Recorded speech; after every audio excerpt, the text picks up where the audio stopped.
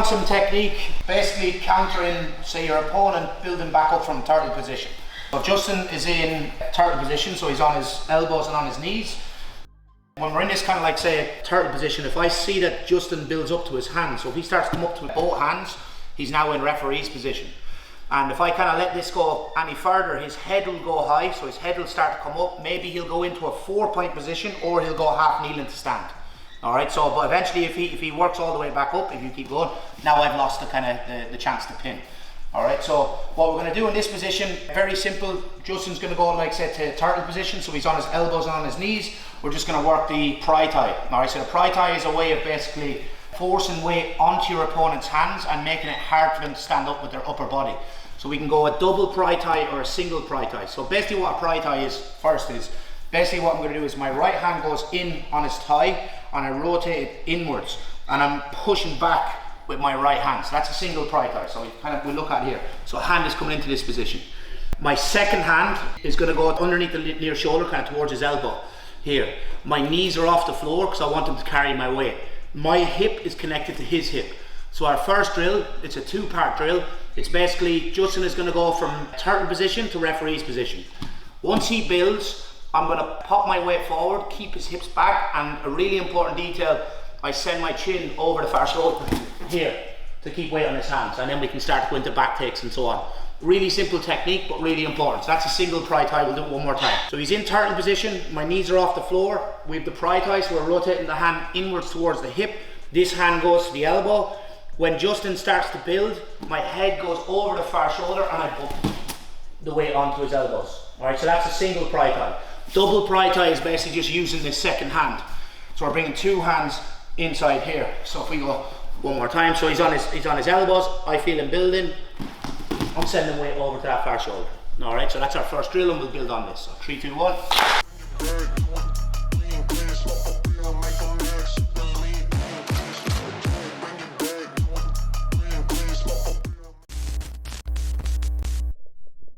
So Justin's on his elbows and knees, he's in turtle position.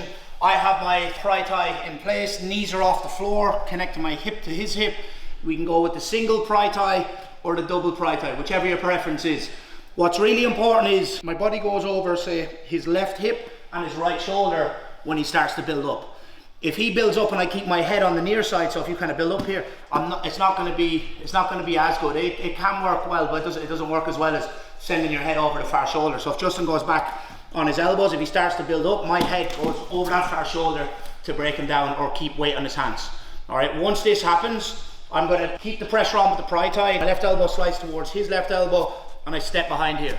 If I can just hook with my right leg, this is going to be good, but if I need to use my left hand to hand assist, we can always do this as well.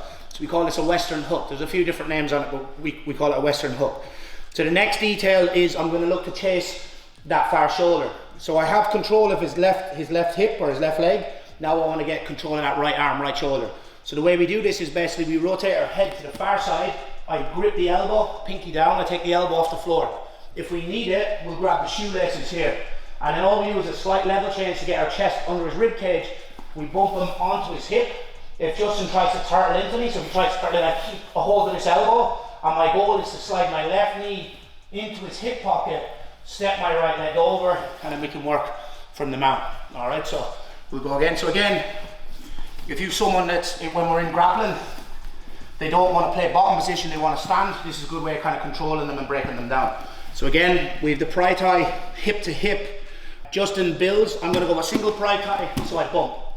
All right, the pressure that I have with my hands is basically opposite. So left hand is pushing towards his left shoulder, and right hand is pushing back towards his right hip here. All right, now there's weight on his hands, his lower body should be light. So if I can hook with my right leg, this is going to be good. If I just can't reach with my right leg, we'll just use the hand to pick it up here, and we're always posted on this leg. My head goes from this shoulder to the opposite shoulder.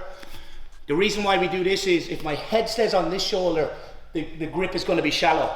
So for me to get a deep grip and bring my elbow past the center line, I bring the head over to the far shoulder and we get a good bite on this elbow. I turn towards the hips, we grab the shoelaces, slight level change, bump him onto his hip.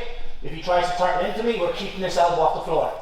We look to pin this shoulder, knee goes into the hip pocket, we step over the line of the hips, and then we're into the mount. All right, so 3, 2, 1.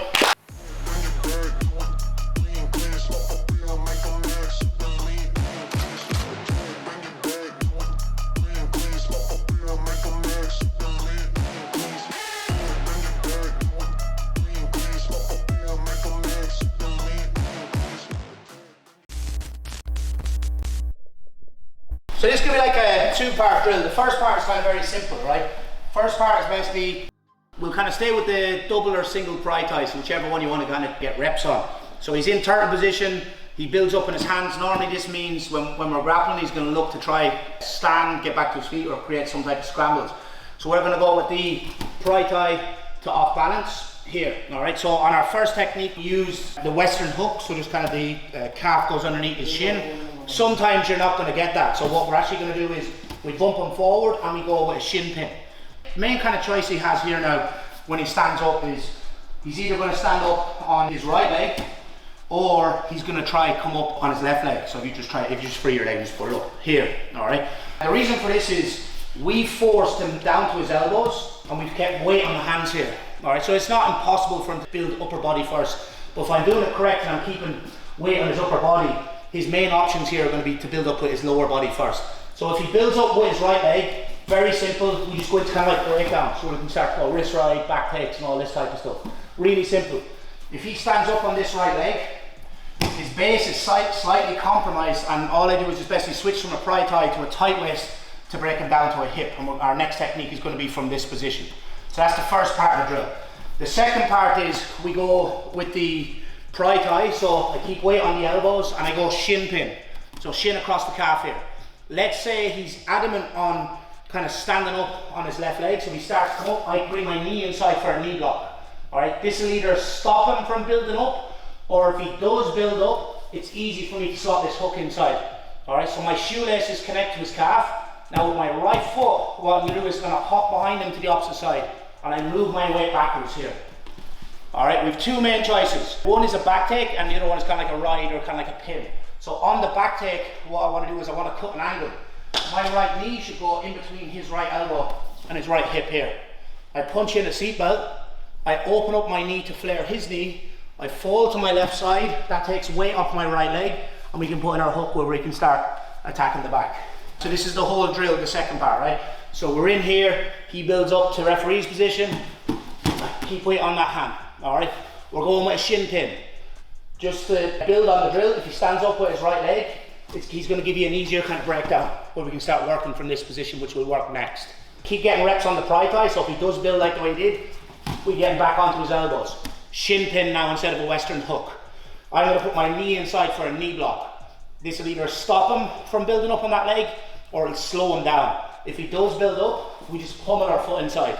Shoelaces connect his calf. Now you can see my right foot is on the left hand side of his body. What I do is I start to go to the right hand side here, and I use my hands to get weight back onto my lower body. So we have forward attacks which will work in a couple of minutes. On this one, what we're going to do is we're going to cut an angle. Right knee goes between his right elbow and his right hip. Here, we punch in our seatbelt, open up our knee. There's weight on my right leg, so how I take weight off the right leg is I go to my left side. My right leg is now weightless. We can put in our hooks where we can start attacking the back. Alright, so 3, 2, 1.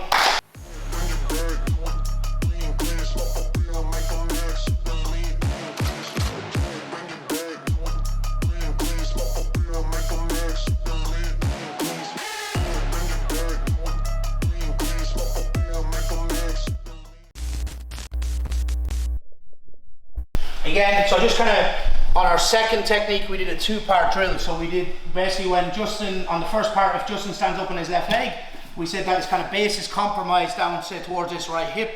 So all we do is we switch from the pry tie to a tight waist and we break him down in this direction here. This is going to be really good for if you can get him from referee's position to, like, say, turtle position where he's on his elbows, to the kind of better position for us, which we call a broken turtle. So it's like turtle position, only we break him to a hip and an elbow here. And the reason why this is good for us is because it's less athletic than 4-point. If he goes into 4-point, he can do, like, say, sit outs and he can get back to his feet, fight the hands and so on. So again, so we're in this position here. We went with the pry tie to keep weight in his hands, but he stood up onto his left leg here. So you stand up onto that left leg. So all we're gonna do is post, break him down to this hip here. Now we know that 9 times out of 10 when you break someone down, what his natural reaction is gonna be is he's gonna scissor his left leg over his right and then build back up to turtle. So if you just, yeah, perfect, and then try work from there again, all right? So if we spin him around, so we're gonna break him down to a hip, and then how we slow him down is, again, we use instead of like a shallow tight waist, we're going deep tight waist. So hand goes in here on the bottom hip.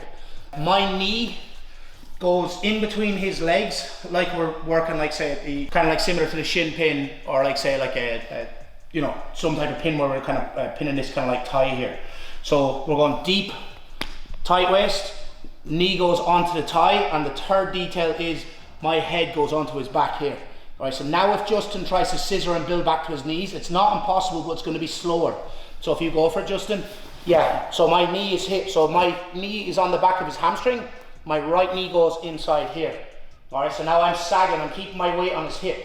Can I spin you down to your left there? So my knees are pinched together. So what I'm going to do to insert my hook is my left leg goes over here, and I'm looking to hook his leg and then kick my bottom leg through. That's my first hook, all right?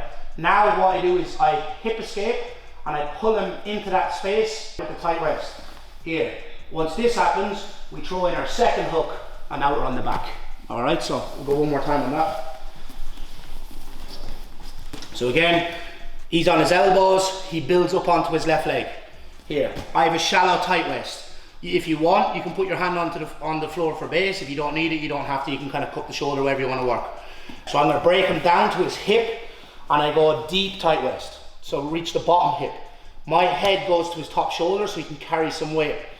My shin, connects onto his thigh, kind of like we're doing a staple mount. All right. So we're going here. So now if he tries to build up, it's not impossible, but it's going to slow him down and give us enough time to put in hooks. So Justin, if you go for it, so you can see I'm facing his head. What I'm going to do is I'm going to face his hips here. All right, and he's carrying my weight. My left leg goes over. I pull the leg towards me and kick my bottom hook in. All right, hand is on the floor. I hip escape, get him into that space. We throw in our second hook. We get our seatbelt where we can start tapping. All right, so that's our last one. So 3, 2, 1.